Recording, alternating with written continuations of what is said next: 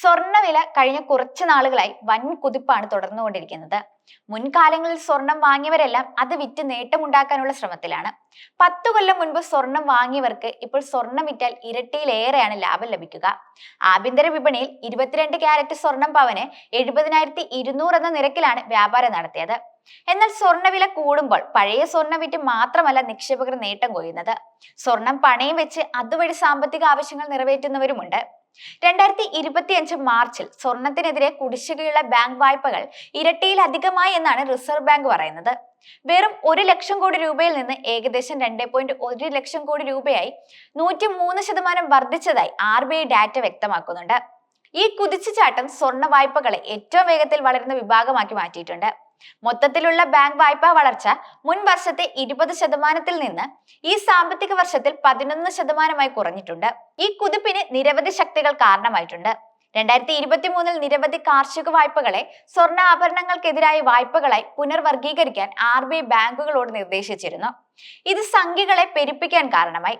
സാധാരണയായി കാർഷിക വായ്പകൾക്ക് കുറഞ്ഞ പലിശ നിരക്കുകളും താരതമ്യേന ഇളവ് നൽകുന്ന തിരിച്ചടവ് നിബന്ധനകളും ഉള്ളതിനാൽ ഗ്രാമീണ സ്വർണ്ണാഭരണ പണയങ്ങളെ കാർഷിക വായ്പയെ തരംതിരിക്കുന്നതിലൂടെ ബാങ്കുകൾക്ക് പ്രയോജനം ലഭിക്കും. RBI ചില വലിയ നോൺ ബാങ്ക് ധനകാര്യ കമ്പനികളുടെ സ്വർണ്ണ വായ്പ നിയന്ത്രിക്കുകയും കൂടുതൽ വായ്പക്കാരെ പരമ്പരാഗത ബാങ്കുകളിലേക്ക് തള്ളിവിടുകയും ചെയ്തതിനു ശേഷമാണ് കൂടുതൽ പ്രചോദനം ലഭിച്ചത്. സ്വർണ്ണ മേഖലയിലെ കുത്തനെയുള്ള വർധനവ് വായ്പാ ശേഷി വർദ്ധിപ്പിക്കുന്നു. വായ്പാ ദാതാക്കൾ പണയപ്പെടുത്തിയ ആഭരണങ്ങളുടെ മൂല്യത്തിന് കൂടുതൽ തുക ലഭിക്കാനും തുടങ്ങി.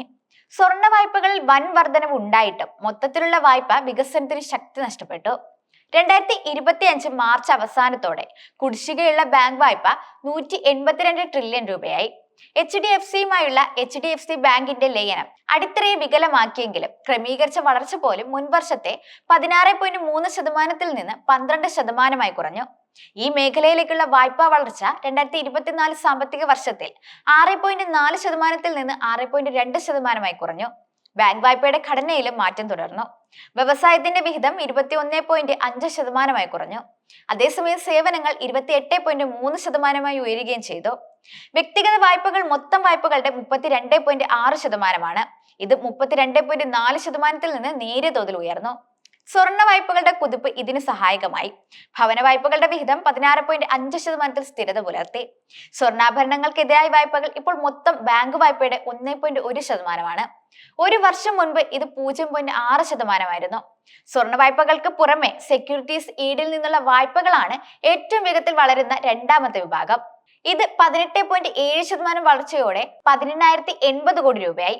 റീറ്റെയിൽ വിഭാഗത്തിൽ കൺസ്യൂമർ ഡ്യൂറബിൾസ് മാത്രമാണ് ഇടിവ് നേരിട്ടത്.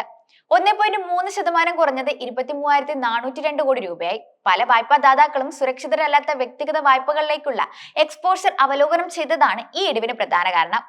30.1 ലക്ഷം കോടി രൂപയുടെ പോർട്ട്ഫോളിയോയുമായുള്ള വ്യക്തിഗത വായ്പകളിൽ 16.5% ഭവന വായ്പകളായിരുന്നു. സുരക്ഷിതമല്ലാത്ത വായ്പകളെ പ്രധാനമായും പ്രതിഫലിപ്പിക്കുന്ന മറ്റ് വ്യക്തിഗത വായ്പകൾ 7.9% വളർച്ച നേടി. അതേസമയം സമൃദ്ധിയുടെയും ഭാഗ്യത്തിന്റെയും പ്രതീകമായാണ് സ്വർണത്തെ നമ്മൾ കരുതപ്പെടുന്നത്. അതിനാൽ തന്നെ സ്വർണത്തിൽ ആകർഷണമില്ലാത്തവർ കുറവുമായിരിക്കും. ആഭരണമായി ധരിച്ചില്ലെങ്കിലും നിക്ഷേപം എന്ന നിലയിൽ സ്വർണം വാങ്ങുന്നവരാണ് കൂടുതലുമുള്ളത്. സ്വർണ്ണ വ്യാപാരത്തിലെ പ്രധാന ദിനങ്ങളിൽ ഒന്നാണ് അക്ഷയ തൃതീയ. ഈ ദിവസം സ്വർണം വാങ്ങിയാൽ ഐശ്വര്യവും സമൃദ്ധിയും വർദ്ധിക്കുമെന്നാണ് പരമ്പരാഗതമായുള്ള ഹൈന്ദവ വിശ്വാസം.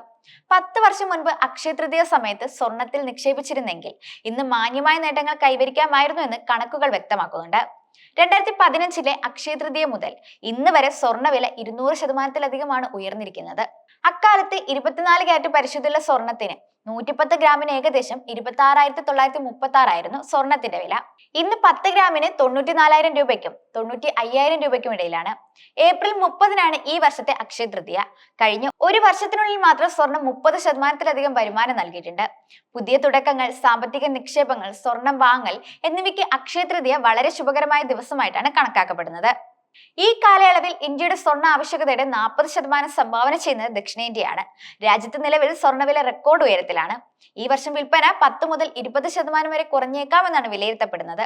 എങ്കിലും വരുമാനം സ്ഥിരമായി തുടരുമെന്നാണ് വിലയിരുത്തൽ. സ്വർണം കൂടുതൽ വാങ്ങുന്നവർ ആഭരണങ്ങളെക്കാൾ സ്വർണ്ണക്കട്ടുകൾ, നാണയങ്ങൾ, ഡിജിറ്റൽ സ്വർണം എന്നിവയാണ് ഇപ്പോൾ തിരഞ്ഞെടുക്കുന്നത്.